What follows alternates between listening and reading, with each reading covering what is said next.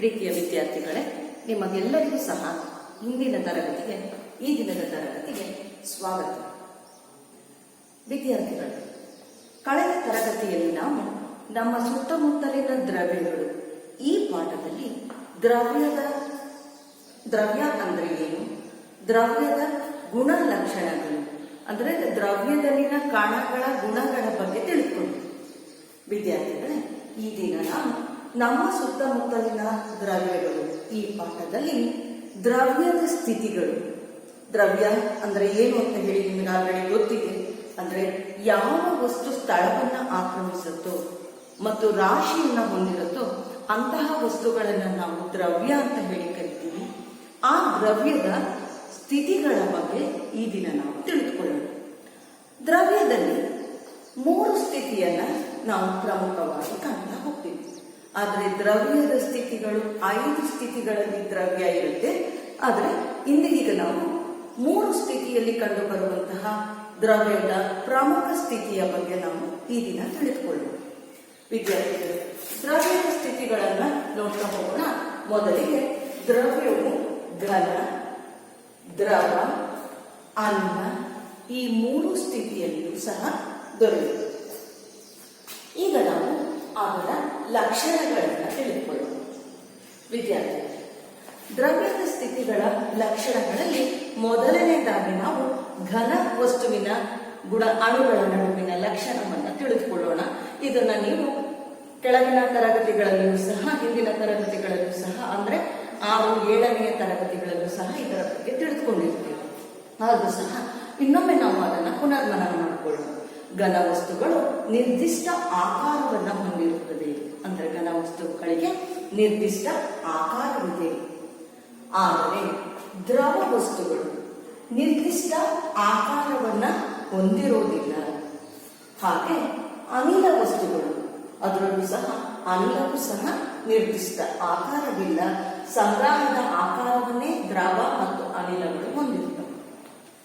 ಘನ ವಸ್ತುವಿನಲ್ಲಿ ಅಣುಗಳು ಒತ್ತೊತ್ತಾಗಿ ಜೋಡಣೆಯಾಗಿವೆ. ಅಣುಗಳ ಒತ್ತೊತ್ತಾದ ಜೋಡಣೆಯಿಂದಲೇ ಘನ ವಸ್ತು ಗಟ್ಟಿಯಾಗಿ ಇರಲಿಕ್ಕೆ ಕಾರಣ ಆಗ್ತಾ ಹೋಗುತ್ತೆ. ಆದರೆ ದ್ರವ ವಸ್ತುವಿನಲ್ಲಿ ಕಣಗಳು ಸ್ವತಂತ್ರವಾಗಿರುತ್ತವೆ. ಅಣುಗಳ ನಡುವೆ ಆಕರ್ಷಣ ಬಲ ಕಡಿಮೆ ಇರುತ್ತೆ. ಹಾಗೂ ಅನಿಲದಲ್ಲಿ ಕಣಗಳಲ್ಲಿ ಹೆಚ್ಚಿನ ವೇಗದಲ್ಲಿ ಕಣಗಳೇನಾಗ್ತಾ ಇರುತ್ತೆ, ಚಲಿಸ್ತಾ ಇರುತ್ತೆ. ಹಾಗಾಗಿ ಅತ್ಯಂತ ಕಡಿಮೆ ಆದಂತಹ ಆಕರ್ಷಣ ಬಲ ಕಣಗಳಲ್ಲಿ ನೋಡಬಹುದು. ಯಾವ ಕಣಗಳಲ್ಲಿ? ಅನಿಲದ ಕಣಗಳಲ್ಲಿ. ಅನಿಲದ ಕಣಗಳಲ್ಲಿ ಆಕರ್ಷಣ ಬಲ ಏನಾಗಿರುತ್ತೆ, ಅತ್ಯಂತ ದುರ್ಬಲವಾಗಿರುವಂತಹದ್ದಾಗಿರುತ್ತೆ. ಘನ ವಸ್ತುಗಳಲ್ಲಿ ಅಣುಗಳನ್ನ ಹೆಚ್ಚು ಸಂಪೀಡನೆಗೊಳಿಸಲಿಕ್ಕೆ ಸಾಧ್ಯ ಇಲ್ಲ. ಆದರೆ ದ್ರವ ವಸ್ತುವಿನಲ್ಲಿ ಅಣುಗಳನ್ನ ಏನು ಮಾಡಬಹುದು, ಸಾಧಾರಣವಾಗಿ ಇದರ ಘನಕ್ಕಿಂತ ಹೆಚ್ಚಾಗಿ ಸಂಪೀಡನೆಗೊಳಿಸಲಿಕ್ಕೆ ಸಾಧ್ಯ. ಆದರೆ ಅನಿಲ ಸ್ಥಿತಿಯಲ್ಲಿ ಅಧಿಕ ಪ್ರಮಾಣದಲ್ಲಿ ಅನಿಲದ ಕಣಗಳನ್ನು ನಾವು ಸಂಪೀಡನೆಗೊಳಿಸಲಿಕ್ಕೆ ಸಾಧ್ಯ. ಸಂಪೀಡನೆಗೊಳಿಸುವಂಥದ್ದು ಅಂತ ಹೇಳಿದ್ರೆ ಏನು ಅನ್ನುವಂಥದ್ದು ನೋಡೋಣ. ಈಗ ಆ ಅನಿಲದ ಕಣಗಳು ಸಂಪೀಡನೆಗೊಳಿಸುವುದು ಅನ್ನುವಂತಹ ಪದವನ್ನು ನೀವು ಅರ್ಥೈಸಿಕೊಳ್ಳಿಕ್ಕೆ ನಾನು ಇಲ್ಲಿ ಒಂದು ಸರಳವಾದ ಚಟುವಟಿಕೆಯನ್ನು ತೋರಿಸ್ತಾ ಇದ್ದೀನಿ. ನೋಡಿ ಮಕ್ಕಳೇ, ಇಲ್ಲಿ ನಾನು ಒಂದು ಸಿರಿಂಜ್ ಅನ್ನು ತೆಗೆದುಕೊಂಡಿದ್ದೀನಿ. ಕಾಣಿಸ್ತಾ ಇದೆ ಅಂತ ಹೇಳಿ ಅಂದುಕೊಳ್ತಾ ಇದ್ದೀನಿ. ಈ ಸಿರಿಂಜ್ ಅನ್ನ ತೆಗೆದುಕೊಂಡಿದ್ದೀನಿ. ಈ ಖಾಲಿ ಸಿರಿಂಜಿನಲ್ಲಿ ನಾನು ಆ ಸಿರಿಂಜಿನ ಮೇಲ್ಭಾಗದಲ್ಲಿರುವಂತಹ ಸೂಜಿಯನ್ನು ತೆಗೆದಿದ್ದೀನಿ. ಇಲ್ಲಿ ನಾನೇನ್ ಮಾಡ್ತಾ ಇದ್ದೀನಿ, ಆ ಮೇಲ್ಭಾಗಕ್ಕೆ ನನ್ನ ಕೈ ಬೆರಳನ್ನ ಅಡ್ಡವಾಗಿ ಹಿಡಿದಿಟ್ಕೊಂಡಿದ್ದೀನಿ. ಸಿರಿಂಜಿನ ಒಳಭಾಗದಲ್ಲಿ ಏನೂ ಇಲ್ಲದೆ ಇದ್ರೆ ಏನಾಗಿರುತ್ತೆ, ಅದು ಖಾಲಿ ಇರುತ್ತೆ. ಖಾಲಿ ಇದೆ ಅಂತ ಹೇಳಿದ್ರೆ ಹಾಗಾದ್ರೆ ಇದರ ಒಳಗಡೆ ಏನಿದೆ ನಿಮ್ಗೆಲ್ಲರಿಗೂ ಗೊತ್ತಿದೆ. ಖಾಲಿ ಇರುವಂತಹ ಸಿರಿಂಜಿನಲ್ಲಿ ಏನಿರುತ್ತೆ, ಅನಿಲ ಇದೆ.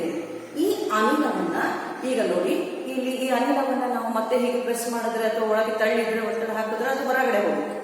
ನಾನೀಗ ಅದು ಹೊರಗಡೆ ಹೋಗದೆ ಇರುವಾಗ ಇಲ್ಲಿ ಬೆರಳನ್ನ ಅಡ್ಡ ಇಡ್ತೀನಿ. ಈಗ ನಾನು ಈ ಅನಿಲವನ್ನ, ಇದರ ಒಳಗಡೆ ಇರುವಂತಹ ಅನಿಲವನ್ನ ಏನ್ ಮಾಡ್ತಾ ಇದ್ದೀನಿ, ಸಂಕುಚಿಸುತ್ತಗೊಳಿಸ್ತಾ ಇದ್ದೀನಿ, ಸಂಪೀಡನೆಗೊಳಿಸ್ತಾ ಇದ್ದೀನಿ. ಸಂಪೀಡನೆಗೊಳಿಸಿದಾಗ ನೋಡಿ ಹಿಂದಿರುವಂತಹ ಪಿಸ್ಟನ್ ಇಷ್ಟು ಮುಂದಕ್ಕೆ ಚಲಿಸಿದೆ. ಅಂದ್ರೆ ಇದರ ಒಳಗೆ ಇದ್ದಂತಹ ಮೊದಲಿನ ಅನಿಲದ ಕಣಗಳನ್ನ ಈಗ ನಾವೇನಾಗಿದೆ ಅದನ್ನ ಒತ್ತಡವನ್ನು ಹಾಕೋದ್ರ ಮೂಲಕ ಮತ್ತೆ ಅದನ್ನ ಹತ್ತಿರವಾಗಿ ಸಂಪೀಡನಗೊಳಿಸಿ ಅದನ್ನ ಹತ್ತಿರವಾಗಿ ಆ ಕಣಗಳು ಬರುವ ಹಾಗೆ ಮಾಡಲಿಕ್ಕೆ ಸಾಧ್ಯ ಆಗ್ತಾ ಇರುತ್ತೆ. ಈ ರೀತಿ ಕಣಗಳನ್ನ ಅಂದ್ರೆ ಒತ್ತಡವನ್ನು ಹಾಕಿದಾಗ ಕಣಗಳು ಹೀಗೆ ಹತ್ತಿರ ಬರುವಂತಹದನ್ನ ಸಂಪೀಡನೆ ಅಂತ ಹೇಳಿ ಕರೀತೀವಿ. ಈ ರೀತಿ ಸಂಪೀಡನೆ ಘನ, ದ್ರವ, ಅನಿಲ ವಸ್ತುವಿಗೆ ಹೋಲಿಸಿದಾಗ ಅದು ಏನಾಗ್ತಾ ಹೋಗುತ್ತೆ, ವ್ಯತ್ಯಯ ಆಗ್ತಾ ಹೋಗುತ್ತೆ. ಆದ್ರೆ ಅನಿಲ ವಸ್ತುವನ್ನ ಹೆಚ್ಚು ಸಂಪೀಡನೆಗೊಳಿಸಲಿಕ್ಕೆ ಸಾಧ್ಯ ಅನ್ನುವಂತಹದನ್ನ ಈ ಸಿರಿಂಜಿನ ಒಂದು ಪ್ರಯೋಗ ಅಥವಾ ಚಟುವಟಿಕೆಯಿಂದ ತಿಳಿಬಹುದು ಮಕ್ಕಳು. ನೀವು ಸಹ ಮನೆಯಲ್ಲಿ ಈ ತರದ ಸಿರಿಂಜ್ ಅನ್ನ ಬಳಸಿರುವಂತಹದ್ದನ್ನ ಅದನ್ನ ಬೇರೆ ಹೊಸದಾದಂತಹ ಒಂದು ಸಿರಿಂಜ್ ಯಾವ್ದಾದ್ರು ಇದ್ರೆ ಅದರ ನೀಡಲನ್ನ ತೆಗೆದು ಅದ ಯಾವುದೇ ರೀತಿಯಲ್ಲಿ ಅದು ಅಪಾಯಕಾರಿ ಅಲ್ಲದ ರೀತಿಯಲ್ಲಿ ಮನೆಯಲ್ಲಿ ದೊಡ್ಡವರ ನೆರವಿನಿಂದ ಈ ಚಟುವಟಿಕೆಯನ್ನ ಮಾಡಿ ಕುತೂಹಲಕ್ಕಾಗಿ ಇದರ ಒಳಗೆ ಕೆಲವುದರಲ್ಲಿ ಯಾವುದಾದ್ರೂ ಚಾಕ್ಪೀಸ್ ಪುಡಿಯನ್ನ, ಇನ್ನೊಂದಾದ್ರೆ ಈಗ ಒಂದ್ಸಲ ಬಳಸಿದ್ರೆ ಮತ್ತೆ ವ್ಯರ್ಥ ಆಗುತ್ತೆ ಇದು, ಇನ್ನೊಂದರಲ್ಲಿ ನೀರನ್ನ ಮತ್ತು ಒಂದರಲ್ಲಿ ಅನಿಲವನ್ನ ಈ ರೀತಿ ಸಂಪೀಡನೆಗೊಳಿಸ್ತಾ ಹೋದ್ರೆ ನಿಮಗೆ ಗೊತ್ತಾಗ್ತಾ ಹೋಗುತ್ತೆ ಯಾವ ವಸ್ತುವನ್ನು ಹೆಚ್ಚು ಸಂಪೀಡನೆಗೊಳ್ಳುತ್ತೆ ಅಥವಾ ನಾವು ಗೊಳಿಸ್ಲಿಕ್ಕೆ ಸಾಧ್ಯ ಅಂತ. ಹಾಗಾಗಿ ಘನ, ದ್ರವ ಮತ್ತು ಅನಿಲ ಈ ಮೂರು ಸ್ಥಿತಿಗಳಲ್ಲಿ ಅನಿಲದ ಕಣಗಳನ್ನು ನಾವು ಹೆಚ್ಚು ಸಂಪೀಡನೆಗೊಳಿಸಲಿಕ್ಕೆ ಸಾಧ್ಯ ಇದೆ. ನೆಕ್ಸ್ಟ್ 4ನೆಯ ಗುಣಲಕ್ಷಣ, ಘನವಸ್ತುವಿನ 4ನೆಯ ಗುಣಲಕ್ಷಣ, ಘನವಸ್ತುಗಳು ದುರ್ಬಲ ವಿಸರಣಾ ದರವನ್ನು ಹೊಂದಿರುತ್ತೆ. ಹಾಗೆ ದ್ರವ ವಸ್ತುಗಳು ಘನಗಳಿಗಿಂತ ಹೆಚ್ಚು ವಿಸರಣಾ ದರವನ್ನು ಹೊಂದಿರುವಂತಹದ್ದು. ಹಾಗೆಯೇ ಅನಿಲ ವಸ್ತುಗಳು ಅತಿ ಹೆಚ್ಚಿನ ವಿಸರಣಾ ದರವನ್ನು ಹೊಂದಿರುತ್ತೆ.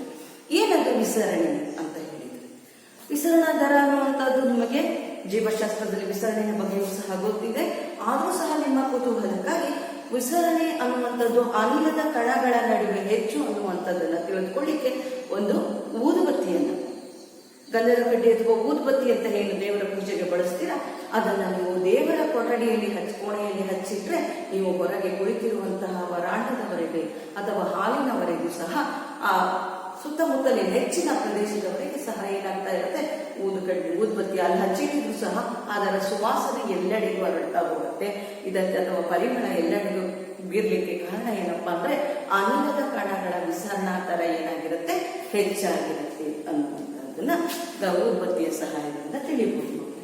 ಹಾಗೂ ಘನ ವಸ್ತುಗಳಿಗೆ ನಿರ್ದಿಷ್ಟ ಗಾತ್ರ ಇದೆ, ಆದರೆ ದ್ರವ ವಸ್ತುಗಳಿಗೆ ನಿರ್ದಿಷ್ಟ ಗಾತ್ರ ಇದೆ. ಆಗ ಅನಿಲ ವಸ್ತುಗಳಿಗೆ ನಿರ್ದಿಷ್ಟ ಗಾತ್ರ ಇಲ್ಲ ಅನ್ನುವಂಥದ್ದನ್ನ ಇದು ನಿಮಗೆ ತಿಳಿದಿರುವಂತಹ ಅಂಶಗಳೇ. ಆದರೂ ಸಹ ನಾವು ಇದನ್ನು ಮತ್ತೊಮ್ಮೆ ಪುನರ್ಮನನ ಮಾಡಿಕೊಂಡ್ವಿ. ಹಾಗಾಗಿ ಈ ಗುಣಲಕ್ಷಣಗಳನ್ನ, ದ್ರವ್ಯದ ಸ್ಥಿತಿಗಳ ಗುಣಲಕ್ಷಣಗಳನ್ನ ನಾವು ತಿಳಿದುಕೊಂಡ ನಂತರ ನಿಮಗೆ ತಿಳಿದುಕೊಳ್ಳುವ ಮೊದಲು ಸಹ ಗೊತ್ತಿತ್ತು ಇವುಗಳಿಗೆ ಉದಾಹರಣೆಯನ್ನ ನೀವು ಹೇಳುವಷ್ಟರ ಮಟ್ಟಿಗೆ ಸಮರ್ಥರಿದ್ದೀರಿ. ಹಾಗಾಗಿ ಒಂದೆರಡು ಉದಾಹರಣೆಗಳನ್ನ ಈಗ ಸದ್ಯಕ್ಕೆ ಬರೆಯೋಣ. ಘನವಸ್ತುವಿಗೆ ಉದಾಹರಣೆ ಹೇಳಿ ಅಂತ ಹೇಳಿದ್ರೆ ಪುಸ್ತಕ, ಪೆನ್ನು, ಟೇಬಲ್, ಯಾವುದನ್ನಾದ್ರೂ ಘನವಸ್ತುಗಳು. ಇದು ಬಹಳಷ್ಟನ್ನ ನೀವು ಪಟ್ಟಿ ಮಾಡ್ತಾ ಹೋಗ್ಬೋದು. ದ್ರವ ವಸ್ತುವಿಗೆ ಉದಾಹರಣೆಯನ್ನ ಹೇಳಿ ಅಂತ ಹೇಳಿದ್ರೆ, ದ್ರವ ವಸ್ತುವಿಗೆ ಉದಾಹರಣೆಯನ್ನ ಯಾವುದನ್ನ ಹೇಳ್ತಾ ಇದ್ದೀರ, ನೀರು, ಎಣ್ಣೆ ಮತ್ತು ಹಾಲು ಇತ್ಯಾದಿ ಇವುಗಳನ್ನು ಸಹ ನೀವು ಪಟ್ಟಿ ಮಾಡ್ತಾ ಹೋಗ್ಬೋದು.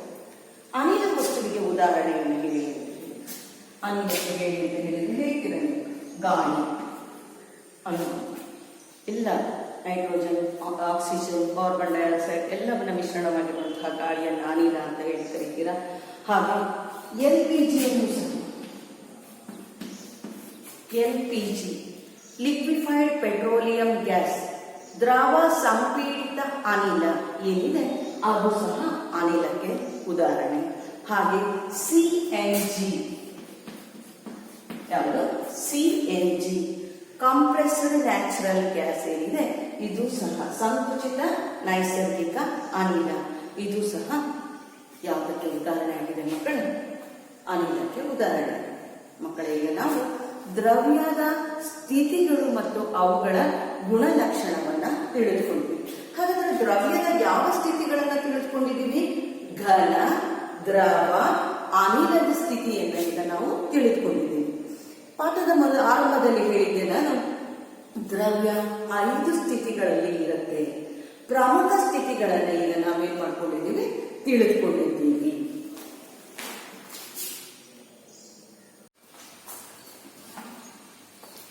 ವಿದ್ಯಾರ್ಥಿಗಳೇ, ಈಗ ನಾವು ದ್ರವ್ಯದ 4ನೆಯ ಸ್ಥಿತಿ ಅಂತ ಹೇಳಿದ್ರೆ ಪ್ಲಾಸ್ಮಾ ಸ್ಥಿತಿಯ ಬಗ್ಗೆ ತಿಳಿದುಕೊಳ್ಳಿ. ಪ್ರಮುಖವಾಗಿ ದ್ರವ್ಯವು ಘನ, ದ್ರವ, ಅನಿಲ ಸ್ಥಿತಿಗಳಲ್ಲಿ ದೊರೆಯುತ್ತೆ. ಆದರೆ 4 ಮತ್ತು 5ನೇ ಸ್ಥಿತಿ ಸಹ ಇದೆ.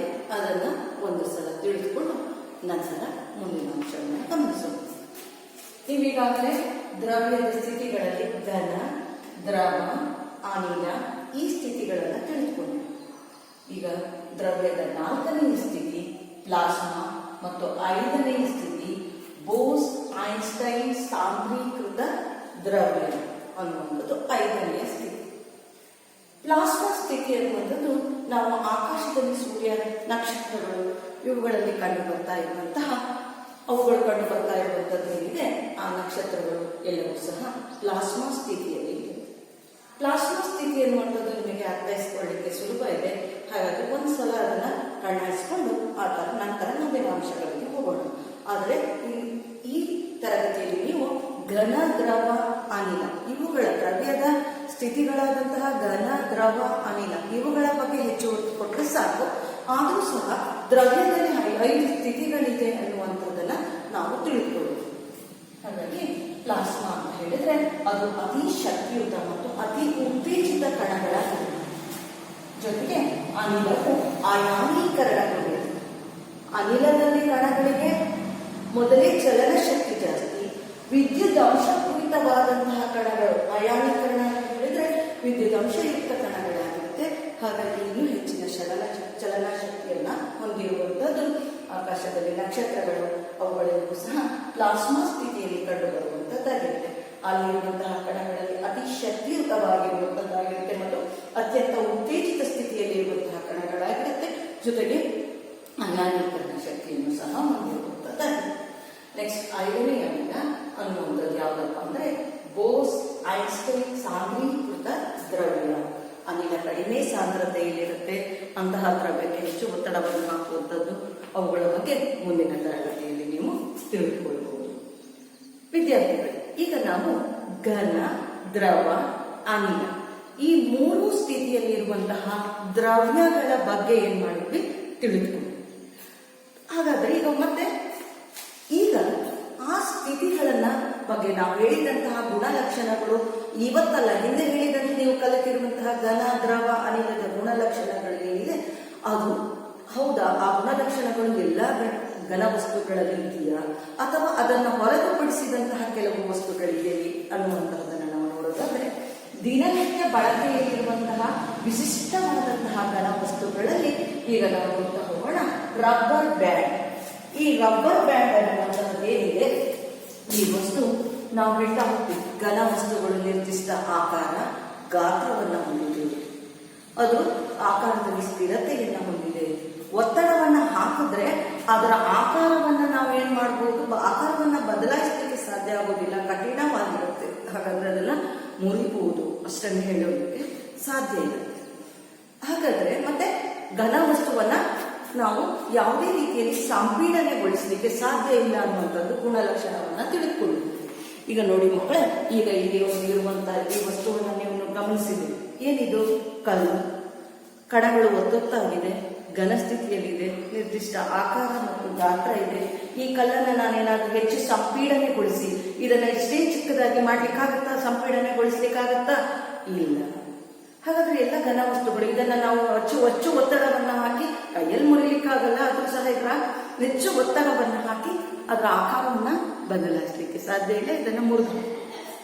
ಆದ್ರೆ ಈ ಗುಣಗಳನ್ನ ಹೊರತುಪಡಿಸಿರುವುದು. ಹಾಗಾದ್ರೆ ಈಗ ನಾನು ಹೇಳ್ತೀನಿ, ಈಗ ಒಂದು ವಸ್ತುವನ್ನು ತೋರಿಸ್ತಾ ಇದ್ದೇನೆ, ಚಿಕ್ಕದಾಗಿದೆ, ಕಾಣಿಸ್ತಾ ಇದೆಯಾ ಮಕ್ಕಳೇ? ಇದು ರಬ್ಬರ್ ಬ್ಯಾಂಡ್. ಈ ರಬ್ಬರ್ ಬ್ಯಾಂಡ್ ಏನಿದೆ ಇದು ಘನನ, ದ್ರವನ, ಅನಿಲನ ಅಂತ ಹೇಳಿ ಕೇಳ್ತಾ ಇದೆ. ಯಾವ ವಸ್ತುವಿಗೆ ಉದಾಹರಣೆಯಾಗಿ ಕೊಡ್ತೀರಾ? ದ್ರವ್ಯದ ಯಾವ ಸ್ಥಿತಿಗೆ ಇದು ಉದಾಹರಣೆ ಅಂತ ಹೇಳ್ತೀರಾ?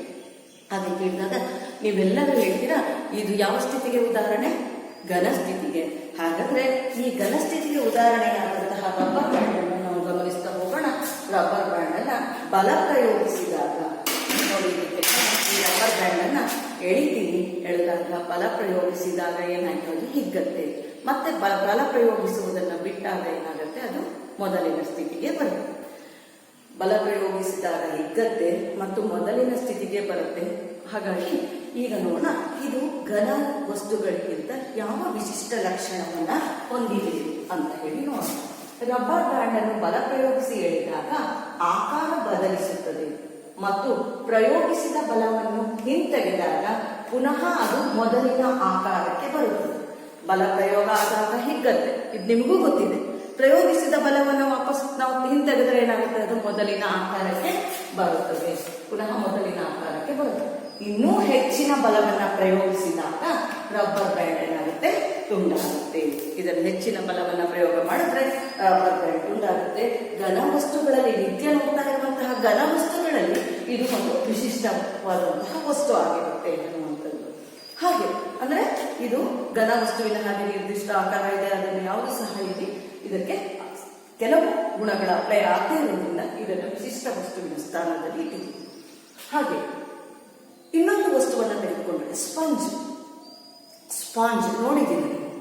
ಈ ಸ್ಪಂಜ್ ಅನ್ನು ಸಹ, ಸ್ಪಂಜಿನಲ್ಲಿ ತುಂಬಾ ಭಾರ ಇರುತ್ತೆ, ಹಗುರವಾಗಿರುತ್ತೆ.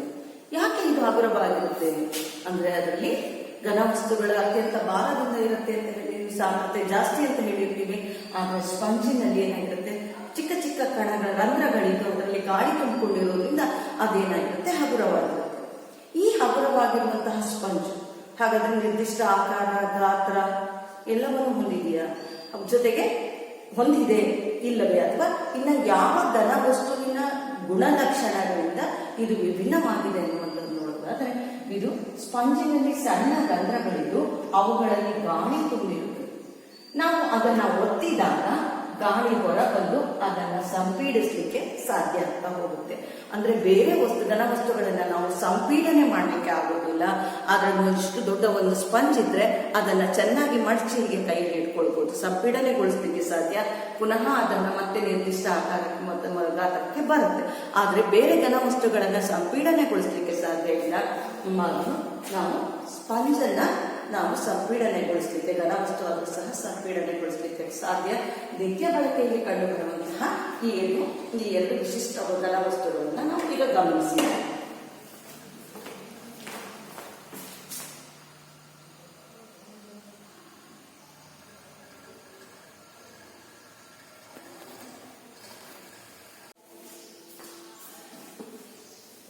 ವಿದ್ಯಾರ್ಥಿಗಳು, ದ್ರವ್ಯದ ಸ್ಥಿತಿಗಳ ಗುಣಲಕ್ಷಣಗಳನ್ನ ಅರಿತ ನಾವು ಈಗ ದ್ರವ್ಯದ 3 ಸ್ಥಿತಿಗಳಲ್ಲೂ ಸಹ ಅಂತರ್ ಪರಿವರ್ತನೆಗಳನ್ನ ಕಾಣಬಹುದು. ಏನದು ಅಂತರ್ ಪರಿವರ್ತನೆ ಅಂತ ಹೇಳಿದ್ರು ಅನ್ನುವಂಥದ್ದು ನೋಡೋಣ. ದ್ರವ್ಯದಲ್ಲಿ 3 ಸ್ಥಿತಿಗಳಿವೆ: ಘನ, ದ್ರವ, ಅನಿಲ. ಘನ ವಸ್ತುವನ್ನ ನಾವು ದ್ರವ ವಸ್ತುವಾಗಿ ಪರಿವರ್ತನೆ ಮಾಡಬಹುದು, ದ್ರವ ವಸ್ತುವನ್ನ ಅನಿಲ ವಸ್ತುವಾಗಿ ಪರಿವರ್ತನೆ ಮಾಡಲಿಕ್ಕೆ ಸಾಧ್ಯ ಇದೆ ಅನ್ನುವಂತಹದನ್ನ ಈಗ ನಾವು ತಿಳಿಯಬೇಕು. ಹೇಗಪ್ಪ ಸಾಧ್ಯ ಇದೆ ಅನ್ನುವಂಥ ಉದಾಹರಣೆಗೆ ಇಲ್ಲಿ ನಾವು ಉದಾಹರಣೆಯಾಗಿ ಮಂಜುಗಡ್ಡೆ ಅಥವಾ ಐಸ್ ಅನ್ನ ತೆಗೆದುಕೊಳ್ಳೋದು. ಮಂಜುಗಡ್ಡೆಯನ್ನ ನಾವು ಕಾಯಿಸಿದಾಗ ಅಂದ್ರೆ ಅದಕ್ಕೆ ತಾಪವನ್ನ ಕೊಟ್ಟಾಗ ಅದು ಏನಾಗುತ್ತೆ? ದ್ರವಿಸುತ್ತೆ. ತಾಪವನ್ನ ಹೀರಿಕೊಂಡು ಮಂಜುಗಡ್ಡೆಯ ಕಣಗಳು ಏನಾಗ್ತಾ ಹೋಗುತ್ತೆ? ಅವುಗಳಲ್ಲಿ ಆಕರ್ಷಣ ಬಲ ಏನಾಗ್ತಾ ಹೋಗುತ್ತೆ? ಕಡಿಮೆ ಆಗ್ತಾ ಹೋಗುತ್ತೆ. ಹಾಗಾಗಿ ಅದು ದ್ರವಿಸುತ್ತೆ. ಅಂದ್ರೆ ಆಗ ಮಂಜುಗಡ್ಡೆ ದ್ರವ ರೂಪಕ್ಕೆ ಬರುತ್ತೆ. ಈ ದ್ರವಕ್ಕೆ ಇನ್ನೂ ಹೆಚ್ಚಿಗೆ ತಾಪವನ್ನು ಕೊಟ್ಟಾಗ ಆ ದ್ರವ ರೂಪದಲ್ಲಿ ಬಂದಿರುವಂತಹ ನೀರು ಏನಿದೆ ಅದು ಆವಿಯಾಗುತ್ತೆ. ನೀರು ಆವಿಯಾಗಿ ಹೋಗುತ್ತೆ.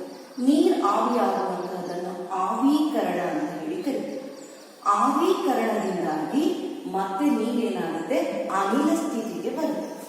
ಅಂದ್ರೆ ವಿದ್ಯಾರ್ಥಿಗಳೇ, ಘನ ವಸ್ತುವಾದಂತಹ ಮಂಜುಗಡ್ಡೆಗೆ ತಾಪವನ್ನ ಕೊಟ್ಟಾಗ ನೀರಿನ ಸ್ಥಿತಿಗೆ ಬರುತ್ತೆ. ನೀರಿಗೆ ಇನ್ನೂ ಹೆಚ್ಚಿಗೆ ತಾಪವನ್ನು ಕೊಟ್ಟಾಗ ಆ ತಾಪವನ್ನು ಬಳಸಿಕೊಂಡು ಅದೇನಾಗುತ್ತೆ, ನೀರಾವಿಯಾಗುತ್ತೆ. ಅಂದ್ರೆ ಆವಿಯಾಗುತ್ತೆ. ಆ ಕ್ರಿಯೆಯನ್ನ ಆವೀಕರಣ ಅಂತ ಹೇಳಿ ಕರೀತಾರೆ. ಆ ಆವಿ ಆಗಿರುವಂಥದ್ದು ಅಂತ ಹೇಳಿದ್ರೆ ಅದು ದ್ರವದಿಂದ ಯಾವ ಸ್ಥಿತಿಗೆ ಬರುತ್ತೆ, ಅನಿಲ ಸ್ಥಿತಿಗೆ ಬರುತ್ತೆ. ಹಾಗಾಗಿ ವಿದ್ಯಾರ್ಥಿಗಳೇ, ನಾವು ದ್ರವ್ಯದ ವಸ್ತುಗಳ ಸ್ಥಿತಿಗಳನ್ನ ಘನ, ದ್ರವ, ಅನಿಲ ಈ ಸ್ಥಿತಿಗಳನ್ನ ನಾವು ಅಂತರ್ ಪರಿವರ್ತನೆಯಾಗಿ ಮಾಡಲಿಕ್ಕೆ ಸಾಧ್ಯ ಇದೆ ಅನ್ನುವಂತಹದನ್ನ ಮಂಜುಗಡ್ಡೆಯನ್ನ ಉದಾಹರಣೆಯಾಗಿ ತೆಗೆದುಕೊಂಡು ನೋಡ್ತಾ ಹೋಗೋಣ. ಈಗ ಮಂಜುಗಡ್ಡೆಯನ್ನು ತೆಗೆದುಕೊಂಡಿದ್ದೀವಿ. ಅದಕ್ಕೆ ಏನಾಗುತ್ತೆ, ಮಂಜುಗಡ್ಡೆಯನ್ನು ತೆಗೆದುಕೊಂಡಿದ್ದೀವಿ. ಮಂಜುಗಡ್ಡೆ ಅನ್ನುವಂಥದ್ದು ಘನ ವಸ್ತು. ಈ ಘನ ವಸ್ತುವಿಗೆ ಈಗ ಏನ್ ಮಾಡ್ತಾ ಇದ್ದೀವಿ, ಶಾಖವನ್ನ ಕೊಡ್ತಾ ಇದ್ದೀವಿ, ಅದಕ್ಕೆ ತಾಪವನ್ನ ಕೊಡ್ತಾ ಇದ್ದೀವಿ. ಆಗ ಅದರಲ್ಲಿರುವಂತಹ ಅಣುಗಳ ನಡುವೆ ಇರುವಂತಹ ಆಕರ್ಷಣ ಬಲ ಎಲ್ಲ ಏನಾಗುತ್ತೆ, ತಾಪದಿಂದ ಕಡಿಮೆ ಆಗ್ತಾ ಹೋಗುತ್ತೆ. ಹಾಗಾಗಿ ಇದು ದ್ರವಿಸುತ್ತೆ. ಹಾಗಾಗಿ ಈಗ ನೀರಿಗೆ ಇನ್ನೂ ಹೆಚ್ಚಿನ ತಾಪವನ್ನ ಕೊಟ್ಟಾಗ ಏನಾಗುತ್ತೆ, ಅದು ಆವಿಯಾಗ್ತಾ ಹೋಗುತ್ತೆ. ಆವಿಯಾಗುವಂತಹ ಸ್ಥಿತಿ ಏನಿದೆ ಅದನ್ನ ಅನಿಲ ಸ್ಥಿತಿ ಅಂತ ಹೇಳಿ ಕರೀತೀವಿ. ಈ ಅನಿಲ ಸ್ಥಿತಿಯಲ್ಲಿ ಅದನ್ನೇ ಈ ಚಿತ್ರಣ ಸೂಚಿಸ್ತಾ ಇದೆ. ಈ ಅನಿಲ ಸ್ಥಿತಿಗೆ ಬಂದಿರುವಂತಹ ಅನಿಲವನ್ನ ಅದರ ತಾಪವನ್ನ ಕಡಿಮೆ ಮಾಡಿ ಒತ್ತಡವನ್ನ ಹಾಕುವಂದಾಗ ಅದು ಪುನಃ ಏನಾಗುತ್ತೆ, ಅದು ದ್ರವ ರೂಪಕ್ಕೆ ಬರುತ್ತೆ. ಅನಿಲ ಸ್ಥಿತಿಯಲ್ಲಿರುವಂತಹ ನೀರಾವಿಯನ್ನ ಸಂಗ್ರಹಿಸಿ ಅದಕ್ಕೆ ತಾಪವನ್ನು ಕಡಿಮೆ ಮಾಡಿ ಒತ್ತಡ ಹಾಕಿದಾಗ ಅದು ದ್ರವ ರೂಪಕ್ಕೆ ಬರುತ್ತೆ. ಈ ಪ್ರಕ್ರಿಯೆಯನ್ನ ಸಾಂದ್ರೀಕರಣ ಅಂತ ಹೇಳಿ ಕರಿತೀವಿ. ದ್ರವ ರೂಪಕ್ಕೆ ಬಂದಿರುವಂತಹದ್ದನ್ನ ಮತ್ತು ತಾಪವನ್ನಗೊಳಿಸಿ ಅದನ್ನ ಮತ್ತೆ ನಾವು ಅದನ್ನ ಒತ್ತಡವನ್ನ ಹಾಕಿದಾಗ ಅದು ಪುನಃ ಏನಾಗುತ್ತೆ, ಘನ ಸ್ಥಿತಿಗೆ ಬರುತ್ತೆ. ಇದನ್ನ ನಾವು ಘನೀಕರಣ ಅಂತ ಹೇಳಿ ಕರಿತೀವಿ. ಅಂತ ಹೇಳಿದ್ರೆ ಘನ ಸ್ಥಿತಿಯಿಂದ ದ್ರವ ಸ್ಥಿತಿಗೆ, ದ್ರವ ಸ್ಥಿತಿಯಿಂದ ಅನಿಲ ಸ್ಥಿತಿಗೂ ತರಬಹುದು. ಹಾಗೆಯೇ ಅನಿಲ ಸ್ಥಿತಿಯಿಂದ ದ್ರವ ಸ್ಥಿತಿಗೆ, ದ್ರವ ಸ್ಥಿತಿಯಿಂದ ಘನ ಸ್ಥಿತಿಗೂ ಸಹ ದ್ರವ್ಯಗಳನ್ನ ಪರಿವರ್ತಿಸಬಹುದು. ಇಂತಹ ಸ್ಥಿತಿಯನ್ನ ಅಂತರ್ ಪರಿವರ್ತನೆ ಮಾಡುವಂತಹದ್ದು ಅನ್ನುವಂತಹದನ್ನ ನಾವು ತಿಳಿಯಲಿಕ್ಕೆ ಸಾಧ್ಯ. ಅಂದ್ರೆ ರಸಾಯನಶಾಸ್ತ್ರದ ವಿಷಯದಲ್ಲಿ ರಾಸಾಯನಿಕ ಕ್ರಿಯೆಗಳು ಮತ್ತು ಸಮೀಕರಣಗಳು ಪಾಠದಲ್ಲಿ ನೋಡಿದಿರ ಅದನ್ನ ಕೆಲವು ಕ್ರಿಯೆಗಳನ್ನ ನಾವು ಪುನಃ ಅದನ್ನ ಹಿಂಪಡಿಲಿಕ್ಕೆ ಸಾಧ್ಯ ಆಗ್ತಾ ಹೋಗುತ್ತೆ ಅನ್ನುವಂಥದ್ದನ್ನ ನೋಡಿದಾಗ ಆ ರೀತಿಯ ಕ್ರಿಯೆಗಳಿಗೆ ಇಲ್ಲಿ ಉದಾಹರಣೆಯಾಗಿ ಇದನ್ನ ತೆಗೆದುಕೊಳ್ಳಬಹುದು. ಇದಿಷ್ಟೇ ಅಲ್ಲದೆ ಘನ, ದ್ರವ, ಅನಿಲ ಇದನ್ನ ಗೊತ್ತಾಗಿದೆ. ಅದಲ್ಲದೆ ಇಲ್ಲಿ ಒಂದು ವಿಶಿಷ್ಟವಾದಂತಹ ಒಂದು ಲೈನ್ ಅನ್ನ ನೋಡ್ತಾ ಇದ್ದೀವಿ, ಬಾಣದ ಗುರುತನ್ನ ನೋಡ್ತಾ ಇದ್ದೀವಿ. ಏನಿದು, ಅನಿಲ ನೇರವಾಗಿ ಘನ ಸ್ಥಿತಿಗೆ ಬರ್ತಾ ಇದೆ, ಘನ ನೇರವಾಗಿ ಅನಿಲ ಸ್ಥಿತಿಗೆ ಹೋಗ್ತಾ ಇದೆ. ನೋಡಿ, ಅನಿಲದಲ್ಲಿರುವಂತಹ ಅನಿಲವನ್ನ ನಾವು ಮತ್ತೆ ಅದನ್ನ ನಾವು ಘನ ಸ್ಥಿತಿಗೆ ತರಬೇಕು ಅಂತ ಹೇಳಿದ್ರೆ ಅದು ದ್ರವ ಸ್ಥಿತಿಗೆ ಬಂದು ಆನಂತರ ಅದು ಘನ ಸ್ಥಿತಿಗೆ ಬರುತ್ತೆ. ಅದೇ ಘನವನ್ನ ನಾವು ಅನಿಲ ಸ್ಥಿತಿಗೆ ತರಬೇಕು ಅಂತ ಹೇಳಿದ್ರೆ ಅದು ದ್ರವ ಸ್ಥಿತಿಗೆ ಬಂದು ಆನಂತರ ಅನಿಲ ಸ್ಥಿತಿಗೆ ಬರುತ್ತೆ. ಆದ್ರೆ ಇಲ್ಲಿರುವಂತಹ ವಿಶಿಷ್ಟವಾದಂತಹದ್ದು ಏನು ಪ್ರಕ್ರಿಯೆ ಇದೆ, ಇದನ್ನ ಉತ್ಪತನ ಅಂತ ಹೇಳಿ ಕರಿತೀವಿ. ಅಂದ್ರೆ ಸಬ್ಲಿಮೇಷನ್ ಅಂತ ಹೇಳಿ ಕರಿತೀವಿ. ಈ ಉತ್ಪತನ ಅಂತ ಹೇಳಿದ್ರೆ ಏನಪ್ಪಾ ಅಂತ ಹೇಳಿದ್ರೆ ಘನ ವಸ್ತು ದ್ರವ ರೂಪಕ್ಕೆ ಬಾರದೆ ನೇರವಾಗಿ ಅನಿಲ ರೂಪಕ್ಕೆ ಬಂದ್ರೆ ಆ ಪ್ರಕ್ರಿಯೆಯನ್ನ ನಾವು ಏನಂತ ಹೇಳಿ ಕರಿತೀವಿ, ಉತ್ಪತನ ಅಂತ ಹೇಳಿ ಕರಿತೀವಿ. ಹಾಗೆ ಅನಿಲ ವಸ್ತುವು ಸಹ ನೇರವಾಗಿ ಘನ ರೂಪಕ್ಕೆ ಬಂದ್ರೆ ಅದನ್ನು ಸಹ ನಾವು ಉತ್ಪತನ ಅಂತ ಹೇಳಿ ಕರೀತೀವಿ. ಹಾಗಾಗಿ ಇದು ಒಂದು ವಿಶಿಷ್ಟ ಲಕ್ಷಣವನ್ನ ನೆನ್ಪಿಟ್ಕೊಳ್ಬೇಕು. ಇದಕ್ಕೆ ಉದಾಹರಣೆಯನ್ನ ಮುಂದೆ ನಿಮಗೆ ಕೊಡ್ತೀವಿ. ಉತ್ಪತನ ಅಂತ ಹೇಳಿದ್ರೆ ಘನ ಸ್ಥಿತಿಯಲ್ಲಿರುವಂತಹ ವಸ್ತು ನೇರವಾಗಿ ಅನಿಲ ಸ್ಥಿತಿಯನ್ನ ಪಡಿಬೇಕು, ಅಥವಾ ಅನಿಲ ಸ್ಥಿತಿಯಿಂದ ನೇರವಾಗಿ ಘನ ಸ್ಥಿತಿಗೆ ಬಂದ್ರೆ ಅದನ್ನ ಉತ್ಪತನ ಅಂತ. ಈ ರೀತಿ ಸ್ಥಿತಿ ಬದಲಾವಣೆ ಆಗ್ಬೇಕು ಅಂತ ಹೇಳಿದ್ರೆ ಹಾಗಾದ್ರೆ ನಾವೇನ್ ಕೊಡ್ಬೇಕಪ್ಪ ವಸ್ತುವಿಗೆ ಅಂತ ಹೇಳಿದ್ರೆ, ಇಲ್ಲಿ ಘನ ವಸ್ತುವಾದಂತಹ ಮಂಜುಗಡ್ಡೆ ದ್ರವವಾಗಿ ಪರಿವರ್ತನೆ ಆಗ್ಬೇಕು ಅಂತ ಹೇಳಿದ್ರೆ ನಾವೇನ್ ಮಾಡಿದ್ವಿ, ಅದನ್ನ ಕಾಯಿಸಿದ್ವಿ, ಅಂದ್ರೆ ತಾಪವನ್ನ ಕೊಟ್ವಿ. ಹಾಗಾಗಿ ತಾಪದ ಬದಲಾವಣೆಯಿಂದಾಗಿ ಅಲ್ಲಿ ದ್ರವ್ಯದ ಏನಾಗ್ತಾ ಇದೆ, ಸ್ಥಿತಿ ಬದಲಾವಣೆ ಆಗ್ತಾ ಇದೆ. ಘನ ಸ್ಥಿತಿಯಲ್ಲಿರುವಂತಹ ವಸ್ತುವನ್ನ ಕಾಯಿಸಿದಾಗ ಅದು ದ್ರವ ಸ್ಥಿತಿಗೆ ಬಂತು, ದ್ರವ ಸ್ಥಿತಿಯಲ್ಲಿ ಬಿಡುವಂತಹ ವಸ್ತುವನ್ನ ಕಾಯಿಸಿದಾಗ ಅದು ಯಾವ ಸ್ಥಿತಿಗೆ ಬಂದಿದೆ, ಅನಿಲ ಸ್ಥಿತಿಗೆ ಬಂದಿದೆ. ಪುನಃ ಅನಿಲ ಸ್ಥಿತಿಯಲ್ಲಿರುವಂತಹ ವಸ್ತುವನ್ನ ತಂಪು ಮಾಡಿದಾಗ ಅದು ದ್ರವ ಸ್ಥಿತಿಗೆ ಬರುತ್ತೆ. ದ್ರವ ಸ್ಥಿತಿಯನ್ನು ಪುನಃ ತಂಪು ಮಾಡಿದ್ರೆ ಅದು ಮತ್ತೆ ಘನ ಸ್ಥಿತಿಗೆ ಬರುತ್ತೆ. ಇದಕ್ಕೆ ಉದಾಹರಣೆ ಮಂಜುಗಡ್ಡೆ. ಮಂಜುಗಡ್ಡೆಯನ್ನ ಕಾಯಿಸಿದ್ರೆ ಅದು ನೀರಾಗುತ್ತೆ. ನೀರನ್ನ ಕಾಯಿಸಿದ್ರೆ ನೀರಾವಿ ಆಗುತ್ತೆ. ನೀರಾವಿಯನ್ನ ಮತ್ತೆ ತಂಪುಗೊಳಿಸಿದ್ರೆ ಅದು ನೀರಾಗುತ್ತೆ. ನೀರನ್ನ ಪುನಃ ತಂಪುಗೊಳಿಸಿದ್ರೆ ಮಂಜುಗಡ್ಡೆ ಆಗುತ್ತೆ. ಈ ರೀತಿ ದ್ರವ್ಯದ ಸ್ಥಿತಿಗಳು ಅಂತರ್ ಪರಿವರ್ತಕಗಳು ಅಂತ ಹೇಳಿ ತಿಳಿತೀವಿ.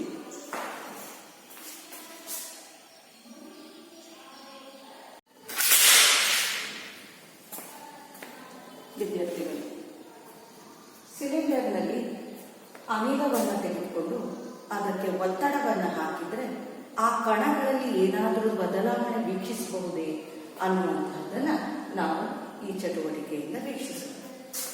ಈಗ ಒಂದು ಸಿಲಿಂಡರ್ ಇದೆ. ಆ ಸಿಲಿಂಡರ್ನ ಈ ಪಿಸ್ಟನ್ ಇದೆ. ಇದರ ಒಳಗಡೆ ಅನಿಲ ಇದೆ. ಈ ಕಣಗಳನ್ನ, ಅನಿಲದ ಕಣಗಳನ್ನ ಹೆಚ್ಚು ಒತ್ತಡ ಹಾಕೋದ್ರಿಂದ ಅದನ್ನು ಸಂಕುಚಿಸಲಿಕ್ಕೆ ಸಾಧ್ಯವೇ ಅನ್ನುವಂಥದ್ದನ್ನು ನೋಡ್ತಾ ಹೋದಾಗ ಈ ಸಿಲಿಂಡರ್ನ ಒಳಗಡೆ ಇರುವಂತಹ ಅನಿಲ ಏನಿದೆ, ಈ ಪಿಸ್ಟನ್ನ ಸಹಾಯದಿಂದ ಅದನ್ನ ಸಂಕುಚಿಸ್ತಾ ಹೋದ್ರೆ ಅನಿಲದ ಕಣಗಳು ಒತ್ತೊತ್ತಾಗಿ ಜೋಡಣೆ ಆಗುವುದನ್ನ ನೋಡಬಹುದು. ಇದು ಸ್ವಲ್ಪ ಸಂಕುಚಿಸಿದೆ. ಇದು ಎರಡನೆಯ ಚಿತ್ರದಲ್ಲಿ, ಇದು ಒಂದನೆಯ ಚಿತ್ರ, ಇದು ಎರಡನೆಯ ಚಿತ್ರ, ಇದು ಮೂರನೆಯ ಚಿತ್ರ. ಇದರಲ್ಲಿ ಪಿಸ್ಟನ್ ಇನ್ನೂ ಮುಂದಕ್ಕೆ ತಳ್ಳಲ್ಪಟ್ಟಿದೆ. ಹಾಗಾಗಿ ಅಣುಗಳು ಇನ್ನೂ ಒತ್ತೊತ್ತಾಗಿದೆ.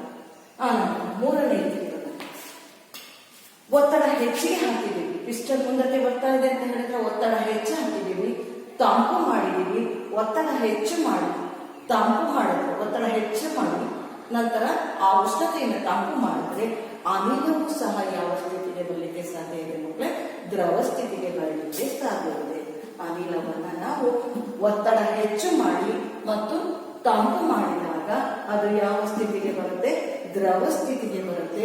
ಈ ರೀತಿಯಿಂದಲೇ ಸಹ ಒತ್ತಡವನ್ನು ಹೆಚ್ಚು ಮಾಡೋದ್ರ ಮೂಲಕ ಅನಿಲವನ್ನ ದ್ರವ ಸ್ಥಿತಿಗೆ ತರುವುದರ ಮೂಲಕ ಲಿಕ್ವಿಡ್ ಪೆಟ್ರೋಲಿಯಂ ಗ್ಯಾಸ್ ಅನ್ನ ಮನೆಯಲ್ಲಿ ಸ್ವಲ್ಪ ಬಳಸ್ತಾ ಇರುವಂತಹ LPG ಏನಿದೆ, ಅದರಲ್ಲಿ ಇರುವಂತಹ ಸಿಲಿಂಡರ್ ನಲ್ಲಿ ಇರುವಂತಹ ಗ್ಯಾಸ್ ಏನಿದೆ ಅದರಲ್ಲಿ ದ್ರವ ರೂಪದಲ್ಲಿ ಸಂಗ್ರಹಿಸಲಿಕ್ಕೆ ಸಾಧ್ಯ ಆಗುತ್ತೆ.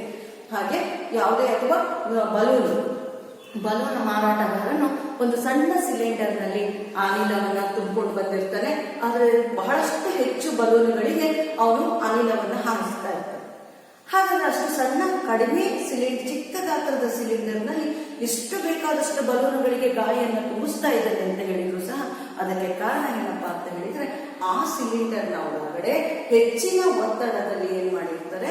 ಅನಿಲವನ್ನ ಅದರಲ್ಲಿ ಸಂಗ್ರಹಿಸಿಟ್ಟಿರ್ತಾರೆ. ಹಾಗಾಗಿ ಅದನ್ನ ಹೆಚ್ಚಿಗೆ ಪಡೆಯೋದನ್ನ ಬಳಸಲಿಕ್ಕೆ ಸಾಧ್ಯ.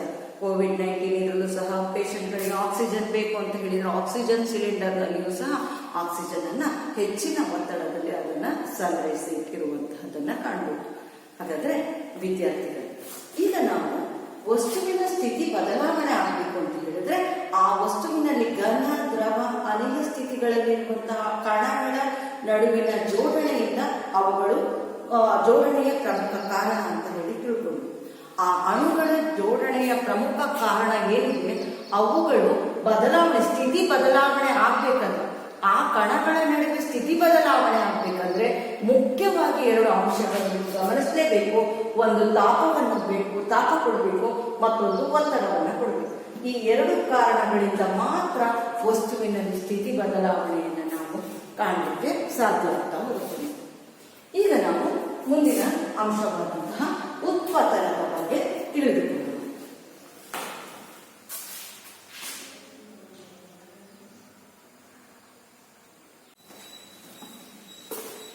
ವಿದ್ಯಾರ್ಥಿಗಳು, ಈಗ ನಾವು ಉತ್ಪತನ ಕ್ರಿಯೆಯ ಬಗ್ಗೆ ತಿಳಿದುಕೊಳ್ಳೋಣ.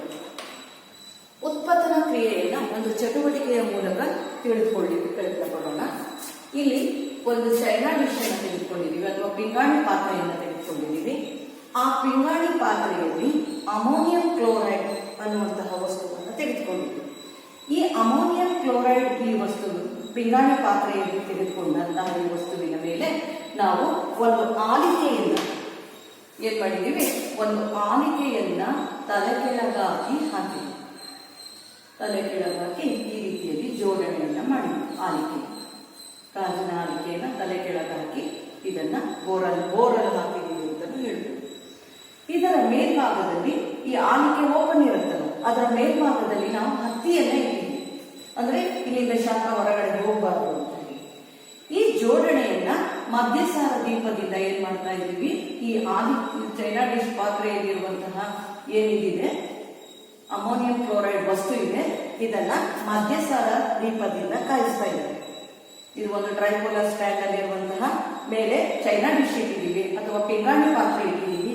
ಇದರಲ್ಲಿ ಆ ಪಿಂಗಾಣಿ ಪಾತ್ರೆಯಲ್ಲಿ ಘನೀಕರಣ ಹೊಂದಿರುವಂತಹ ಅಥವಾ ಘನ ವಸ್ತುವಿನಲ್ಲಿ ಘನ ಸ್ಥಿತಿಯಲ್ಲಿರುವಂತಹ ಅಮೋನಿಯಂ ಕ್ಲೋರೈಡ್ ಅನ್ನು ಇಟ್ಟಿದ್ದೀವಿ. ಇದರ ಮೇಲೆ ಒಂದು ಗಾಜಿನ ಆಲಿಕೆಯನ್ನ ಬೋರನ್ನು ಹಾಕಿದ್ದೀವಿ, ತಲೆ ಕೆಳಗಾಗಿ ಹಾಕಿದ್ದೀವಿ. ನಂತರ ಇದರಲ್ಲಿ ಹತ್ತಿಯ ಉಂಡೆಯನ್ನ ಇಟ್ಟಿದ್ದೀವಿ. ಈಗ ಮಧ್ಯಸಾರ ದೀಪದಿಂದ ನಾವು ಪಿಂಗಾಣಿ ಪಾತ್ರೆಯಲ್ಲಿರುವಂತಹ ಅಮೋನಿಯಂ ಕ್ಲೋರೈಡ್ ಅನ್ನ ಕಾಯಿಸ್ತಾ ಇದ್ದೀವಿ. ತಾಪವನ್ನ ಕೊಡ್ತಾ ಇದ್ದೀವಿ. ತಾಪವನ್ನ ಕೊಟ್ಟಾಗ ಯಾವುದೇ ವಸ್ತು ಸಹ ಘನ ಸ್ಥಿತಿಯಿಂದ ಯಾವ ಸ್ಥಿತಿಗೆ ಮರಳುತ್ತೆ, ದ್ರವ ಸ್ಥಿತಿಗೆ ಬರುತ್ತೆ. ದ್ರವ ಸ್ಥಿತಿಯಿಂದ ಆವಿ ಸ್ಥಿತಿಗೆ ಬರಬೇಕು. ಆದ್ರೆ ಇದು ನಾವು ನೋಡ್ತಾ ಇರುವಂತಹ ವಿಶೇಷವಾದಂತಹ ಒಂದು ಕ್ರಿಯೆ. ಇದು ಯಾವ್ದಪ್ಪ ಅಂತ ಹೇಳಿದ್ರೆ ಉತ್ಪತನ. ಇಲ್ಲಿ ಏನಾಗುತ್ತಪ್ಪ ಅಂತ ಹೇಳಿದ್ರೆ ನಾವು ಶಾಖವನ್ನ ಕೊಟ್ಟಾಗ ಈ ಘನ ವಸ್ತು ಆ ಶಾಖವನ್ನ ಹೀರಿಕೊಂಡು ದ್ರವ ಸ್ಥಿತಿಗೆ ಬರದೆ ಅದು ನೇರವಾಗಿ ಏನಾಗುತ್ತೆ, ಅನಿಲ ಸ್ಥಿತಿಗೆ ಬಂದು ಆವಿಯ ರೂಪದಲ್ಲಿ ಆ ಕಣಗಳು ಏನಾಗುತ್ತೆ, ಈ ಆಲಿಕೆಯ ಒಳಭಾಗದ ಒಳ ಮೇಲ್ಮೈಯಲ್ಲಿ ಅಂಟಿಕೊಂಡು ಇರುತ್ತೆ. ಘನ ಸ್ಥಿತಿಯಲ್ಲಿರುವಂತಹ ವಸ್ತು ಏನಿದೆ ಅದು ದ್ರವ ರೂಪಕ್ಕೆ ಬರದೆ ನೇರವಾಗಿ ಅನಿಲ ಸ್ಥಿತಿಗೆ ಬಂದು ಆಲಿಕೆಯ ಒಳ ಮೇಲ್ಮೈ ಮೇಲೆ ಕಂಡು ಬರ್ತಾ ಇದೆ. ಈ ರೀತಿಯ ಪ್ರಕ್ರಿಯೆಯನ್ನೇ ನಾವೇನಂತ ಹೇಳಿ ಕರಿತೀವಿ ಉತ್ಪತನ. ಅಂದ್ರೆ ಒಂದು ವಸ್ತುವು ಘನ ಸ್ಥಿತಿಯಿಂದ ನೇರವಾಗಿ ಯಾವ ಸ್ಥಿತಿಗೆ ಬರಬೇಕು, ಅನಿಲ ಸ್ಥಿತಿಗೆ ಬರಬೇಕು. ಅಥವಾ ಅನಿಲ ಸ್ಥಿತಿಯಿಂದ ಯಾವ ಸ್ಥಿತಿಗೆ ಬರಬೇಕು, ಘನ ಸ್ಥಿತಿಗೆ ಬರಬೇಕು. ಈ ಕ್ರಿಯೆಯನ್ನ ನಾವೇನಂತ ಹೇಳಿ ಕರಿತೀವಿ ಮಕ್ಕಳ ಉತ್ಪತನ. ಅಂದ್ರೆ ಇಲ್ಲಿ ಅದು ದ್ರವ ರೂಪಕ್ಕೆ ಬರೋದಿಲ್ಲ. ಘನ ಸ್ಥಿತಿಯಲ್ಲಿರುವಂತಹ ವಸ್ತುವು ದ್ರವ ರೂಪಕ್ಕೆ ಬಾರದೆ ನೇರವಾಗಿ ಅನಿಲ ಸ್ಥಿತಿಗೆ ಬರುವುದನ್ನು ನಾವು ಉತ್ಪತನ ಕ್ರಿಯೆ. ಅಥವಾ ಅನಿಲ ಸ್ಥಿತಿಯಿಂದ ನೇರವಾಗಿ ಯಾವುದಕ್ಕೆ ಬರುವಂತದ್ದು, ಘನ ಸ್ಥಿತಿಗೆ ಬಂದರೂ ಸಹ ಅದನ್ನ ಉತ್ಪತನ, ವೈಸ್ವರ್ಸ, ಹೇಗೆ ಬಂದರೂ ಸಹ ಈ ಕ್ರಿಯೆಯನ್ನ ನಾವೇನಂತ ಹೇಳಿ ಕರಿತೀವಿ ಮಕ್ಕಳೇ ಉತ್ಪತನ ಅಂತ ಹೇಳಿ ಕರಿತೀವಿ. ವಿದ್ಯಾರ್ಥಿಗಳೇ, ಈಗ ನಾವು ದ್ರವಣ ಬಿಂದು ಅಂದ್ರೆ ಏನು ಅಂತ ಹೇಳಿ ತಿಳಿದುಕೊಳ್ಳೋಣ. ಯಾವ ತಾಪದಲ್ಲಿ ಘನ ವಸ್ತುಗಳು ದ್ರವಿಸಿ ವಾತಾವರಣದ ಒತ್ತಡದಲ್ಲಿ ದ್ರವ ಸ್ಥಿತಿಯಾಗಿ ಪರಿವರ್ತನೆಯಾಗುತ್ತದೆಯೋ ಆ ತಾಪವನ್ನು ಅವುಗಳ ದ್ರವಣ ಬಿಂದು ಅಂತ ಹೇಳಿ ಕರೀತೀವಿ. ಈಗ ಯಾವುದೇ ಒಂದು ವಸ್ತುವಿನ ದ್ರವಣ ಬಿಂದು ಅಂದ್ರೆ ಏನು ಅಂತ ಹೇಳಿ ಕೇಳಿದಾಗ ಮಂಜುಗಡ್ಡೆಯ ದ್ರವಣ ಬಿಂದು 0 ಡಿಗ್ರಿ ಸೆಂಟಿಗ್ರೇಡ್ ಅಂತ ಹೇಳ್ತೀವಿ. ಆದ್ರೆ ದ್ರವಣ ಬಿಂದು ಅಂದ್ರೆ ಏನಪ್ಪಾ ಅಂತ ಹೇಳಿದ್ರೆ ನಾವು ನೀಡುವಂತಹ ತಾಪದಲ್ಲಿ ಆ ಘನ ವಸ್ತು ಏನಾಗಬೇಕು, ದ್ರವಿಸಬೇಕು. ಆ ದ್ರವಿಸಿ ಮತ್ತೆ ಅದು ದ್ರವ ಸ್ಥಿತಿಗೆ ಪರಿವರ್ತನೆ ಆಗುವಾಗ ನಾವು ಏನ್ ಅದಕ್ಕೆ ಕೊಡುವಂತಹ ತಾಪ ಅಥವಾ ಟೆಂಪರೇಚರ್ ಏನಿದೆ ಅದನ್ನ ನಾವು ಆ ತಾಪಮಾನವನ್ನು ನಾವೇನಂತೀವಿ ಆ ವಸ್ತುವಿನ ದ್ರವಣ ಬಿಂದು ಅಂತ ಹೇಳಿ ಕರೀತೀವಿ. ಇನ್ನೊಮ್ಮೆ ನೋಡೋಣ. ಯಾವ ತಾಪದಲ್ಲಿ ಘನ ವಸ್ತುಗಳು ದ್ರವಿಸಿ ವಾತಾವರಣದ ಒತ್ತಡದಲ್ಲಿ ದ್ರವ ಸ್ಥಿತಿಗೆ ಪರಿವರ್ತನೆಯಾಗುತ್ತದೆಯೋ ಆ ತಾಪವನ್ನು ಅವುಗಳ ದ್ರವಣ ಬಿಂದು ಅಂತ ಹೇಳಿ ಕರೀತೀವಿ, ಮೆಲ್ಟಿಂಗ್ ಪಾಯಿಂಟ್ ಅಂತ. ಹಾಗೆ ದ್ರವಣ ಅಂತ ಹೇಳಿದ್ರೆ ಏನು? ದ್ರವವು ಘನ ಸ್ಥಿತಿಯಿಂದ ದ್ರವ ಸ್ಥಿತಿಗೆ ಬದಲಾಗುವುದನ್ನೇ ಅದನ್ನು ನಾವೇನಂತ ಹೇಳಿ ಕರಿತೀವಿ ದ್ರವಣ. ಇದು ಸಹ ನಿಮಗೆ ಗೊತ್ತಿರುತ್ತೆ. ಇದು ತುಂಬಾ ಸರಳವಾಗಿ ನಿತ್ಯ ಜೀವನದಲ್ಲಿ ನೋಡುವಂಥದ್ದು. ಘನ ಸ್ಥಿತಿಯಿಂದ ದ್ರವ ಸ್ಥಿತಿಗೆ ಬಂದ್ರೆ ಅದನ್ನ ದ್ರವಣ ಅಂತ ಹೇಳಿ ಕರಿತೀವಿ. ಘನ ಸ್ಥಿತಿಯಿಂದ ದ್ರವ ಸ್ಥಿತಿಗೆ ಬರುವಂತಹ ಸಮಯದಲ್ಲಿ ನಾವು ನೀಡುವಂತಹ ಆ ತಾಪವನ್ನ ನಾವೇನಂತ ಹೇಳಿ ಕರಿತೀವಿ ಅದರ ದ್ರವಣ ಬಿಂದು ಅಥವಾ ಮೆಲ್ಟಿಂಗ್ ಪಾಯಿಂಟ್ ಅಂತ ಹೇಳಿ ಕರಿತೀವಿ. ಈಗ ವಿದ್ಯಾರ್ಥಿಗಳೇ, ನಾವು ದ್ರವಣ ಗುಪ್ತೋಷ್ಣ ಅಂದ್ರೆ ಏನು ಅನ್ನೋದನ್ನ ತಿಳಿಯೋಣ. 1 kg ಘನವನ್ನು ಅದರ ದ್ರವಣ ಬಿಂದುವಿನಲ್ಲಿ ವಾತಾವರಣದ ಒತ್ತಡದಲ್ಲಿ ದ್ರವವಾಗಿ ಪರಿವರ್ತಿಸಲು ಬೇಕಾಗುವ ಉಷ್ಣ ಶಕ್ತಿಯ ಪರಿಮಾಣವನ್ನು ದ್ರವಣ ಗುಪ್ತೋಷ್ಣ ಅಂತ ಹೇಳಿ ಕರೀತೀವಿ. ಅಂದ್ರೆ 1 kg ಮಂಜುಗಡ್ಡೆಯನ್ನು ತೆಗೆದುಕೊಳ್ಳುವುದು, ಅದನ್ನ ನಾವೇನ್ ಮಾಡ್ತಾ ಇದೀವಿ, ಮಂಜುಗಡ್ಡೆಯನ್ನು ತೆಗೆದುಕೊಂಡು ಅದನ್ನ ಕಾಯಿಸ್ಲಿಕ್ಕೆ ಇಟ್ಟಿದ್ದೀವಿ. ಅದಕ್ಕೆ ಉಷ್ಣತೆಯನ್ನು ಕೊಟ್ಟಾಗ, ತಾಪವನ್ನ ಟೆಂಪರೇಚರ್ ಅನ್ನು ಕೊಟ್ಟಾಗ ಮಂಜುಗಡ್ಡೆ ತಕ್ಷಣ ಕರಗುವುದಿಲ್ಲ. ಪಾತ್ರೆಯಲ್ಲಿರುವಂತಹ ಅಷ್ಟು ಮಂಜುಗಡ್ಡೆ ತಕ್ಷಣವೇ ಕರಗುವುದಿಲ್ಲ. ಹಾಗಾಗಿ ಅದಕ್ಕೆ ನಾವು ನೀಡುವಂತಹ ತಾಪಮಾನ ಏನಿದೆ ಆ ತಾಪಮಾನವನ್ನ ಅದು ಬಳಸಿಕೊಂಡು ಆನಂತರ ಪಾತ್ರೆಯಲ್ಲಿರುವಂತಹ ಮಂಜುಗಡ್ಡೆ ಏನಾಗುತ್ತೆ, ಸಂಗ್ರಹದಲ್ಲಿರುವಂತಹ ಮಂಜುಗಡ್ಡೆ ಕರಗುತ್ತೆ. ಆಗ ಕರಗುವಂತಹ ಆ ಮಂಜುಗಡ್ಡೆ ಏನಿದೆ ಅದು ದ್ರವವಾಗಿ ಪರಿವರ್ತಿಸಲಿಕ್ಕೆ ನಾವು ನೀಡುವಂತಹ ಉಷ್ಣ ಶಕ್ತಿಯ ಒಟ್ಟು ಪರಿಮಾಣವನ್ನ ನಾವೇನಂತ ಹೇಳಿ ಕರಿತೀವಿ ಮಕ್ಕಳೇ, ದ್ರವನ ಗುರುತ್ವೋಷ್ಣ ಅಂತ ಹೇಳಿ ಕರಿತೀವಿ. ಈಗ ನಾವು ಆವಿಕರಣ ಗುರುತ್ವೋಷ್ಣ ಎಂದರೆ ಅನ್ನುವಂಥದ್ದು ನೋಡೋಣ. 1 ಲೀಟರ್ ದ್ರವ ಅಂದ್ರೆ 1 ಲೀಟರ್ ನೀರನ್ನು ತೆಗೆದುಕೊಂಡು ಅದನ್ನು ಕುದಿಯುವ ಬಿಂದುವಿನಲ್ಲಿ ವಾತಾವರಣದ ಒತ್ತಡದಲ್ಲಿ ಅನಿಲವಾಗಿ ಪರಿವರ್ತಿಸಲು ಬೇಕಾಗುವ ಉಷ್ಣ ಶಕ್ತಿಯ ಪರಿಮಾಣವನ್ನ ಆವಿಕರಣ ಗುರುತ್ವೋಷ್ಣ ಅಂತ ಹೇಳಿ ಕರಿತೀವಿ. 1 ಲೀಟರ್ ದ್ರವವನ್ನ ಆವಿಯಾಗುವವರೆಗೆ ನಾವು ನೀಡುವಂತಹ ಒಂದು ತಾಪಮಾನ ಏನಿದೆ, ಪರಿಮಾಣ ಏನಿದೆ, ಉಷ್ಣ ಶಕ್ತಿಯ ಪರಿಮಾಣ ಏನಿದೆ ಅದನ್ನು ನಾವು ಆವಿಕರಣ ಗುರುತ್ವೋಷ್ಣ ಅಂತ ಹೇಳಿ ಕರಿತೀವಿ. ಈಗ ವಿದ್ಯಾರ್ಥಿಗಳೇ, ನಾವು ತಾಪ ಎಂದರೆ ಏನು ಅಂತ ಹೇಳಿ ತಿಳಿದುಕೊಳ್ಳೋಣ. ತಾಪವು ವಸ್ತುವಿನ ತಣ್ಣನೆಯ ಅಥವಾ ಬೆಚ್ಚಗಿನ ಸ್ಥಿತಿಯನ್ನು ಅಳೆಯುವಂತಹ ವಿಧಾನ. ತಣ್ಣನೆಯ ಅಥವಾ ಬೆಚ್ಚಗಿನ ಸ್ಥಿತಿಯನ್ನು ಅಳೆಯುವಂಥದ್ದು. ತಾಪವನ್ನು ಅಳೆಯುವಂತಹದ್ದು ನಾವು ತಾಪಮಾಪನದಲ್ಲಿ ಅಳೆಯುತ್ತೇವೆ. ತಾಪವನ್ನು ಯಾವಾಗ ಅಳೆಯುತ್ತೇವೆ ಮಕ್ಕಳೇ? ನಾವು ತಾಪಮಾಪನದಿಂದ ಅಳೆಯುತ್ತೇವೆ. ಹಾಗೆ ಇಲ್ಲ ಅಂತಂದ್ರೆ ಮನೆಯಲ್ಲಿ ಏನು ತಾಪಮಾಪಕ ತರದೇನೆ ಇಟ್ಕೊಂಡಿರುವುದಿಲ್ಲ. ಅದು ಸಹ ಕೆಲವೊಮ್ಮೆ ಸ್ನಾನಕ್ಕೆ ಹೋದಾಗ ನೀರು ಬಿಸಿ ಇದೆಯೋ ಇಲ್ವೋ ಅಂತ ಹೇಳಿ, ಬೆಚ್ಚಗಿದೆಯೋ ತಣ್ಣಗಿದೆಯೋ ಅಂತ ಹೇಳಿ ನೀವು ಕೈಯನ್ನು ಅದ್ದಿ ನೋಡ್ತೀರಲ್ವ, ಬಕೆಟಿನ ನೀರಿನಲ್ಲಿ ಕೈ ಅದ್ದಿ ನೋಡ್ತಿರ್ತೀರ, ಹಂಡೆಯಲ್ಲಿ ಕೈ ಅದ್ದಿ ಅಂತ ಹೇಳಿದ್ರೆ ಅದು ತಣ್ಣನೆಯ ಅಥವಾ ಬೆಚ್ಚಗಿನ ಸ್ಥಿತಿ ಏನಿದೆ ಅದು ಸೂಚಿಸುವಂತಹದನ್ನೇ ತಾಪ ಅಂತ ಹೇಳ್ತೀವಿ.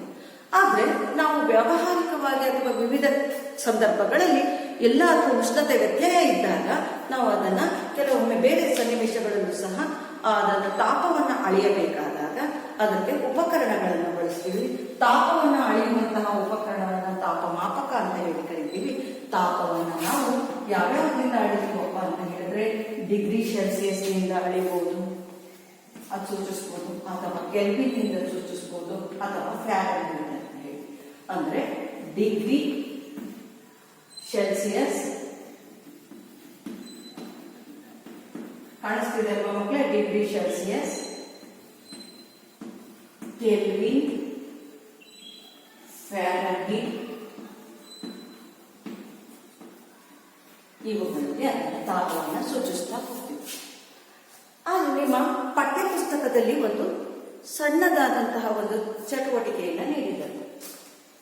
0 ಡಿಗ್ರಿ ಸೆಲ್ಸಿಯಸ್ ಅನ್ನುವಂಥದ್ದು ಅಥವಾ ಡಿಗ್ರಿ ಸೆಲ್ಸಿಯಸ್ ಅನ್ನ ಕೆಲ್ವಿನ್ಗೆ ಪರಿವರ್ತಿಸಿ ಅಂತ, ಅಥವಾ ಕೆಲ್ವಿನ್ ಅನ್ನ ಕೊಟ್ಟು ಡಿಗ್ರಿಗೆ ಸೆಂಟಿಗ್ರೇಡ್ಗೆ ಪರಿವರ್ತಿಸಿ ಅಂತ ಹೇಳಿ ಕೇಳ್ತಾರೆ. ಸೆಂಟಿಗ್ರೇಡ್ ಅನ್ನ ಕೊಟ್ಟು ಕೆಲ್ವಿನ್ಗೆ ಪರಿವರ್ತಿಸಿ ಅಂತಾರೆ, ಕೆಲ್ವಿನ್ಗೆ ಕೊಟ್ಟು ಏನ್ ಮಾಡ್ತಾರೆ? ಸೆಂಟಿಗ್ರೇಡ್ಗೆ ಪರಿವರ್ತಿಸಿ ಅಂತ ಕೇಳಿದ್ರು. ಈಗ ನೀವು ಏನ್ ಮಾಡ್ಬೇಕಪ್ಪ ಅಂತ ಹೇಳಿದ್ರೆ ಡಿಗ್ರಿ ಅಂತ ಡಿಗ್ರಿ ಸೆಂಟಿಗ್ರೇಡ್ಗೆ ಕೊಟ್ಟು ನೀವು ಸುಲಭವಾಗಿ ಇದನ್ನ ನೆನಪಿಟ್ಕೊಳ್ಬಹುದು. ಡಿಗ್ರಿ ಸೆಂಟಿಗ್ರೇಡ್ಗೆ ಕೊಟ್ಟು ಅದನ್ನ ಕೆಲ್ವಿನ್ಗೆ ಪರಿವರ್ತಿಸಿ ಅಂದ್ರೆ ಅದಕ್ಕೆ ಪ್ಲಸ್ 273 ಸೇರಿಸಿ. ಹಾಗೆ ನಿಮಗೆ ಮತ್ತೆ ಅದನ್ನ ಏನಾದ್ರು ಕೆಲ್ವಿನ್ ಅನ್ನ ಕೊಟ್ಟು ನೀವು ಮತ್ತೆ ಅದನ್ನ ಡಿಗ್ರಿಗೆ ಪರಿವರ್ತಿಸಿ ಅಂದ್ರೆ -273 ಮಾಡಬೇಕು. ಅರ್ಥ ಆಗ್ತದೆ? ಡಿಗ್ರಿಯಿಂದ ಕೆಲ್ವಿನ್ಗೆ ಪರಿವರ್ತಿಸಿ ಅಂದ್ರೆ ಅದಕ್ಕೆ ಪ್ಲಸ್ ಅನ್ನ ಸೇರಿಸಬೇಕು. ಕೆಲ್ವಿನಿಂದ ಮತ್ತೆ ನಿಮಗೆ ಡಿಗ್ರಿ ಸೆಂಟಿಗ್ರೇಡ್ಗೆ ಪರಿವರ್ತಿಸಿ ಅಂತ ಹೇಳಿದ್ರೆ -273 ಸೇರಿಸೋದು. ಈಗ ಉದಾಹರಣೆಗೆ ಈಗ ನೋಡಿ 33 ಡಿಗ್ರಿ ಸೆಂಟಿಗ್ರೇಡ್ ಅಂತ ಇದೆ. ಇದನ್ನ ಕೆಲ್ವಿನ್ಗೆ ಸೂಚಿಸಿ ಅಂತ ಹೇಳ್ತಾರೆ. ಕೆಲ್ವಿನ್ಗೆ ಸೂಚಿಸಿ ಅಂತ ಹೇಳಿದ್ರೆ ಆಗ ನೀವೇನ್ ಮಾಡ್ಬೇಕಪ್ಪ ಅಂದ್ರೆ 33ಕ್ಕೆ ಎಷ್ಟನ್ನ ಸೇರಿಸಬೇಕು ಮಕ್ಕಳೇ? 273 ಸೇರಿಸಿದ್ರೆ ಆಗ ನಿಮಗೆ ಎಷ್ಟು ಬರುತ್ತೆ? 273 ಪ್ಲಸ್ 33 ಎಷ್ಟಾಗುತ್ತೆ? 3 3 6 7 3 10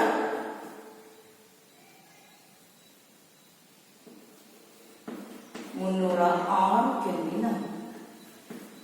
ಹೌದಾ ಮಕ್ಕಳೇ? ಈಗ ಡಿಗ್ರಿ ಸೆಲ್ಸಿಯಸ್ ನಿಂದ ಕೆಲ್ವಿನ್ಗೆ ಪರಿವರ್ತಿಸಿ ಅಂದ್ರೆ ನೀವು ಈ ಸೂತ್ರವನ್ನ ನೆನಪಿಟ್ಕೊಂಡ್ರೆ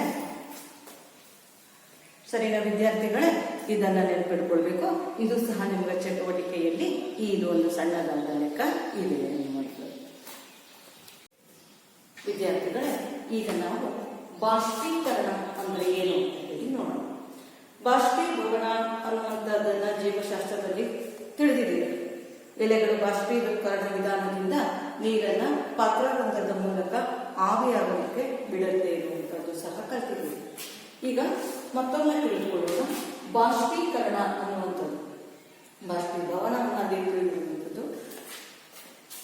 ಬಾಷ್ಪೀಕರಣ ಅಂದ್ರೆ ದ್ರವವು ಯಾವುದೇ ತಾಪದಲ್ಲಿ ಅದರ ಕುದಿಯುವ ಬಿಂದು ತಲುಪುವ ಮೊದಲೇ ಆವಿಯಾಗುವಂತಹ ಒಂದು ವಿದ್ಯಮಾನವನ್ನ ಬಾಷ್ಪೀಕರಣ ಅಂತ ಹೇಳಿ ಕರೀತೀವಿ.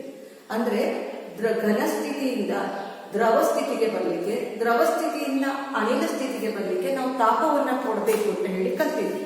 ಆದ್ರೆ ಇಲ್ಲಿ ಬಾಷ್ಪೀಕರಣ ಆಗುವಾಗ ಇಲ್ಲಿ ದ್ರವವು ಯಾವುದೇ ತಾಪದಲ್ಲಿ, ಇಷ್ಟು ನಿರ್ದಿಷ್ಟ ತಾಪ ಅಂತ ಏನಿಲ್ಲ, ಯಾವುದೇ ತಾಪದಲ್ಲಿ ಕುದಿಯುವ ಬಿಂದುವನ್ನ, ನೀರಿನ ಕುದಿಯುವ ಬಿಂದು ಅಥವಾ ಕುದಿಯುವ ಬಿಂದು 100 ಡಿಗ್ರಿ ಸೆಂಟಿಗ್ರೇಡ್ ಅಂತ ಹೇಳಿದಾಗ ಅದು ಆವಿ ಆಗುತ್ತೆ.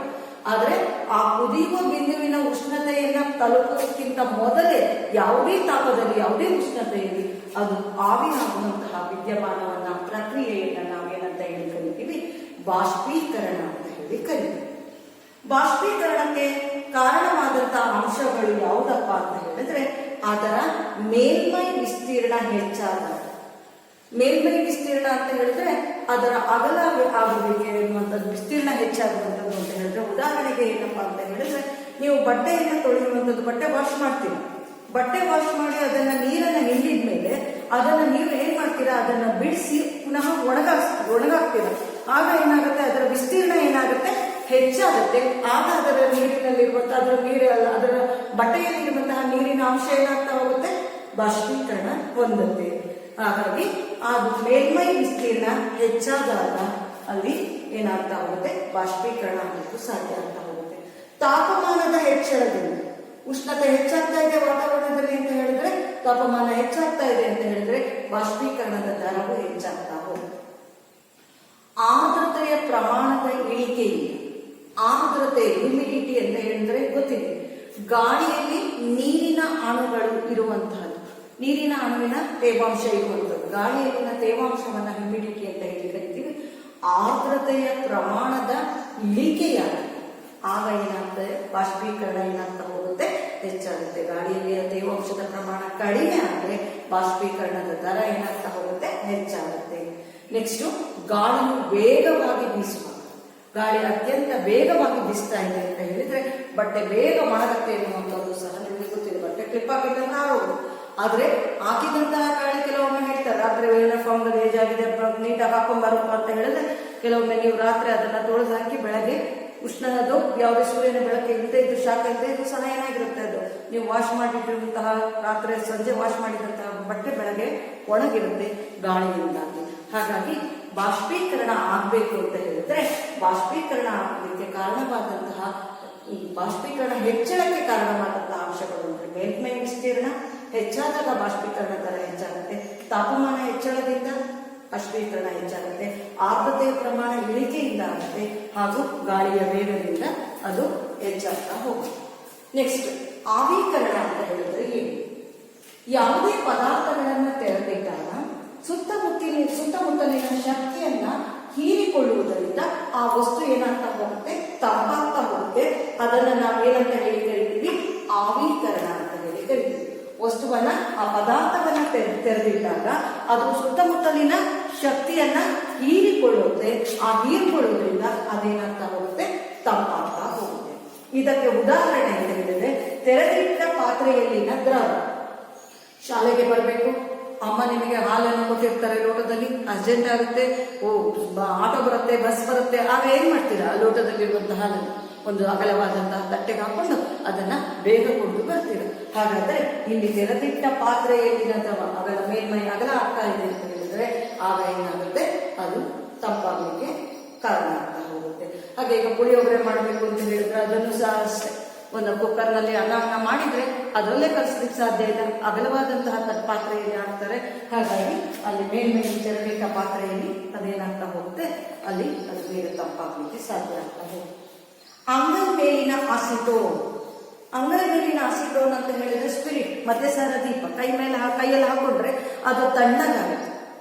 ಅಥವಾ ಐಸನ್ನು ಕೈಯಲ್ಲಿ ಇಟ್ಕೊಂಡ್ರೆ ಏನಾಗುತ್ತೆ, ತಣ್ಣಗಾಗುತ್ತೆ. ಯಾಕೆ ತಣ್ಣಗಾಯ್ತಪ್ಪ ಅಂತ ಹೇಳಿದ್ರೆ ದೇಹದ ಉಷ್ಣತೆಯನ್ನ ಏನ್ ಮಾಡ್ತಾ ಇದೆ, ಅದು ಕರಗಲಿಕ್ಕೆ ಅದೇನ್ ಮಾಡ್ತಾ ಇದೆ, ಬಳಸಿಕೊಳ್ತಾ ಇದೆ. ಹಾಗಾಗಿ ಅದು ತಣ್ಣಗೆ ಅನುಭವ ಆಗುವಂತದ್ದಾಗುತ್ತೆ. ಅಥವಾ ನೇಲ್ ಪಾಲಿಶ್ ರಿಮೂವರ್, ಅದನ್ನು ಸಹ ಹಚ್ಚಿದಾಗ ತುಂಬಾ ಬಿಸಿ ಆಗುತ್ತೆ, ಸುಟ್ಟೋಗುತ್ತೆ? ಇಲ್ಲ, ಏನಾಗುತ್ತೆ, ತಣ್ಣಗಾಗುತ್ತೆ. ಹಾಗಾಗಿ ತಣ್ಣಗಾಗುವಂಥದ್ದು ಏನಿದೆ ಅದು ಸಹ ಇದು ಅಂಗೈ ಮೇಲಿನ ಅಸಿಟೋನ್ ಅಥವಾ ಐಸ್ ಆಗಿರ್ಬೋದು, ಅಥವಾ ಯಾವುದಾಗಿರುತ್ತೆ ನೈಲ್ ಪಾಲಿಶ್ ರಿಮೂವರ್ ಆಗಿರ್ಬೋದು, ಪೆಟ್ರೋಲ್ ಬಿದ್ದದಾಗಿರ್ಬೋದು, ಇವೆಲ್ಲವೂ ಸಹ ಉದಾಹರಣೆ. ಹಾಗೆ ಬೇಸಿಗೆಯಲ್ಲಿ ಮೇಲ್ಚಾವಣಿಯಲ್ಲಿ ನೀರು ಚಿಮುಕಿಸು. ಬೇಸಿಗೆಯಲ್ಲಿ ತುಂಬಾ ಶೆಕೆ ಆಗ್ತಾ ಇದೆ ಅಂದ್ರೆ RCC ಮೇಲೆ ಹೋಗಿ ನೀರೆಲ್ಲ ಹಾಕಿ ಬರ್ತೀವಿ, ನೀರು ಚಿಮುಕಿಸಿ ಬರ್ತೀರಾ, ನಿಮಗೆ ಏನಾಗುತ್ತೆ, ಅದು ತಂಪಾದಂತಹ ಅನುಭವವನ್ನು ರಾತ್ರಿ ಕೊಡುತ್ತೆ. ಹಾಗಾಗಿ ಯಾವುದೇ ಪದಾರ್ಥಗಳನ್ನ ಅಂದ್ರೆ ಅಲ್ಲಿ ಈಗ ಮೇಲ್ಚಾವಣಿಯಲ್ಲಿ ಹಾಕಿರುವಂತಹ ನೀರು ಆವಿ ಆಗುತ್ತೆ. ಆವಿ ಆದಾಗ ಅದೇನಾಗ್ತಾ ಹೋಗುತ್ತೆ, ನಿಮಗೆ ತಣ್ಣನೆಯ ಅನುಭವ ಆಗುತ್ತೆ. ನಿಮಗೆ ಸಹ ಆರೋಗ್ಯದ ದೃಷ್ಟಿಯಿಂದ ಬೇಸಿಗೆಯಲ್ಲಿ ಹತ್ತಿ ಬಟ್ಟೆಯನ್ನ ಬಳಸಲಿಕ್ಕೆ ಹೇಳ್ತಾರೆ. ಯಾಕೆ ಅಂತ ಹೇಳಿದ್ರೆ ಬೇಸಿಗೆಯಲ್ಲಿ ಏನಾಗುತ್ತೆ, ಶೆಕೆ ಜಾಸ್ತಿ ಆಗಿರುತ್ತೆ. ನಮ್ಮ ದೇಹದಲ್ಲಿ ಏನಾಗುತ್ತೆ, ಬೆವರು ಹೆಚ್ಚಿನ ಪ್ರಮಾಣದಲ್ಲಿ ಬರ್ತಾ ಇರುತ್ತೆ. ಆ ಬೆವರು ಏನಿದೆ ಹತ್ತಿಯ ಬಟ್ಟೆಯ ಮೂಲಕ ಸುಲಭವಾಗಿ ಆವಿಯಾಗಲಿಕ್ಕೆ ಸಾಧ್ಯ ಆಗ್ತಾ ಹೋಗುತ್ತೆ. ಹಾಗಾಗಿ ನಾವೇನ್ ಮಾಡಬೇಕು, ಬೇಸಿಗೆಯಲ್ಲಿ ಹತ್ತಿ ಬಟ್ಟೆಯನ್ನ ಧರಿಸುವಂತದ್ದಾಗಿದೆ. ಅಥವಾ ಮಡಿಕೆಯಲ್ಲಿ ಸಂಗ್ರಹಿಸಿಟ್ಟಂತಹ ನೀರು, ಬೇಸಿಗೆಗಾಲದಲ್ಲಿ ನೀವು ಕುಡಿಲಿಕ್ಕೆ ಅಂತ ಹೇಳಿ ಯಾವ್ದಲ್ಲಿ ಸಂಗ್ರಹಿಸಿರ್ತೀರ ನೀರು, ಫ್ರಿಜ್ ಅಲ್ಲೂ ಇಟ್ಟಿರ್ತೀರ. ಆದ್ರೆ ಅದನ್ನ ನೀವೇನ್ ಮಾಡಿರ್ತೀರಾ, ಕೆಲವರು ರೆಫ್ರಿಜರೇಟರ್ ಇಲ್ಲದೆ ಇರುವಂತವರು ಮಡಿಕೆಯಲ್ಲೂ ಸಹ ಸಂಗ್ರಹಿಸಿರ್ತೀರ. ಅಥವಾ ರೆಫ್ರಿಜರೇಟರ್ ನೀರು ಕುಡಿಲಿಕ್ಕೆ ತುಂಬಾ ತಣ್ಣಗಿರುತ್ತೆ, ಹಾಗಾಗಿ ಮಡಿಕೆಯಲ್ಲಿ ಕುಡಿಲಿಕ್ಕೆ ಸಂಗ್ರಹಿಸಿದ ನೀರು ಕುಡಿಲಿಕ್ಕೆ ಯೋಗ್ಯ ಅಂತ ಹೇಳಿ ಮಡಿಕೆಯಲ್ಲಿ ಸಂಗ್ರಹಿಸಿದ ನೀರನ್ನ ಸಂಗ್ರಹಿಸಿಟ್ಟಿರ್ತೀರ. ಆ ನೀರು ತಣ್ಣಗಿರ್ಲಿಕ್ಕೆ ಕಾರಣ ಯೋಚನೆ ಮಾಡ್ತಾ ಇದ್ದೀರಾ? ಆ ನೀರು ತಣ್ಣಗಿರ್ಲಿಕ್ಕೆ ಕಾರಣ ಏನಪ್ಪಾ ಅಂತ ಹೇಳಿದ್ರೆ ಆ ನೀರು ಏನಾಗುತ್ತಪ್ಪ, ಮಡಿಕೆಯಲ್ಲಿ ಸೂಕ್ಷ್ಮ ರಂಧ್ರಗಳಿರುತ್ತೆ. ಆ ಸೂಕ್ಷ್ಮ ರಂಧ್ರಗಳು ಮಡಿಕೆಯಲ್ಲಿರುವಂತಹ ಸೂಕ್ಷ್ಮ ರಂಧ್ರಗಳ ಮೂಲಕ ಬೇಸಿಗೆಯಲ್ಲಿ ನೀರು ಏನಾಗ್ತಾ ಇರುತ್ತೆ, ಸಂಗ್ರಹಿಸಿದಂತಹ ನೀರು ಆವಿ ಆಗ್ತಾ ಇರುತ್ತೆ. ಉಳಿದಂತಹ ಚಲನಶಕ್ತಿಯನ್ನು ಹೆಚ್ಚಾಗಿ ಹೊಂದಿರುವಂತಹ ಕಣಗಳು ಆವಿ ಆಗುತ್ತೆ. ಉಳಿದಂತಹ ನೀರು ಹಾಗೆ ಉಳಿದಿರುತ್ತೆ. ಹಾಗಾಗಿ ಏನಾಗ್ತಾ ಹೋಗುತ್ತೆ, ಮಡಿಕೆಯ ಮೇಲ್ಮೈಯಲ್ಲಿ ಆ ರಂಧ್ರಗಳಲ್ಲಿ ನೀರು ಆವಿಯಾಗೋದ್ರ ಮೂಲಕ ಏನಾಗ್ತಾ ಹೋಗುತ್ತೆ, ಮಡಿಕೆಯಲ್ಲಿ ಉಳಿದಂತಹ ನೀರು ತಂಪಾಗಿ ಉಳಿಲಿಕ್ಕೆ ಸಾಧ್ಯ ಆಗ್ತಾ ಹೋಗುತ್ತೆ. ಆವಿಯಾಗುವಾಗ ಉಷ್ಣತೆಯನ್ನು ಹೀರ್ಕೊಂಡದ್ದು ಆವಿಯಾಗಿರುತ್ತೆ. ಹಾಗಾಗಿ ಮಡಿಕೆಯಲ್ಲಿನ ನೀರು ತಣ್ಣಗಿರುತ್ತೆ ಅನ್ನೋದಿಲ್ಲ. ಪ್ರೀತಿಯ ವಿದ್ಯಾರ್ಥಿಗಳೇ, ಇಂದು ನಾವು ನಮ್ಮ ಸುತ್ತಮುತ್ತಲಿನ ದ್ರವ್ಯಗಳು ವಿಷಯವಾಗಿ ಬಹಳಷ್ಟು ಮಾಹಿತಿಯನ್ನು ತಿಳಿದುಕೊಂಡಿದ್ದೀವಿ ಅಂತ ಅನ್ಕೊಳ್ತೀನಿ. ಈಗ ನಿಮಗೆ ಈ ಪಾಠ ಅರ್ಥವಾಗಿದೆಯೇ ಇಲ್ಲವೇ ಎನ್ನುವುದಕ್ಕೆ ಕೆಲವು ಚಟುವಟಿಕೆಗಳನ್ನ ನೀಡ್ತಾ ಇದ್ದೀವಿ. ಮೊದಲಿನ ಚಟುವಟಿಕೆ, ಘನ, ದ್ರವ, ಅನಿಲ ವಸ್ತುಗಳಲ್ಲಿ ಅಣುಗಳ ಜೋಡಣೆಯ ಒಂದು ಮಾದರಿಯನ್ನ ತಯಾರಿಸಿ ಸಿದ್ಧಗೊಳಿಸುವಂಥದ್ದು. ನಿತ್ಯ ಜೀವನದಲ್ಲಿ ಆವೀಕರಣವನ್ನು ನೀವು ಎಲ್ಲಿ ಗಮನಿಸಿದ್ರೆ ಅದಕ್ಕೆ ಉದಾಹರಣೆಗಳನ್ನ ಕೊಡುವಂಥದ್ದು. ಹಾಗೆ ಡಿಗ್ರಿ ಸೆಲ್ಸಿಯಸ್ ಮತ್ತು ಡಿಗ್ರಿ ಸೆಲ್ಸಿಯಸ್ನಿಂದ ಕೆಲ್ವಿನ್ನಿಂದ ಡಿಗ್ರಿ ಸೆಲ್ಸಿಯಸ್ಗೆ ನೀವು ಉಷ್ಣತೆಯನ್ನು ತೆಗೆದುಕೊಂಡು ಒಂದು ನಿರ್ದಿಷ್ಟವಾದಂತಹ ಸಂಖ್ಯೆಯನ್ನು ತೆಗೆದುಕೊಂಡು ಅದನ್ನ ಡಿಗ್ರಿ ಸೆಲ್ಸಿಯಸ್ನಿಂದ ಕೆಲ್ವಿನ್ನಿಂದ ಡಿಗ್ರಿ ಸೆಲ್ಸಿಯಸ್ಗೆ ಪರಿವರ್ತಿಸುವುದನ್ನ ಮಾಡಿಕೊಂಡು ಬನ್ನಿ ಅಂತ ಹೇಳ್ತಾ ಪಾಠವನ್ನು ಆಲಿಸಿದ್ದಕ್ಕೆ ಧನ್ಯವಾದ.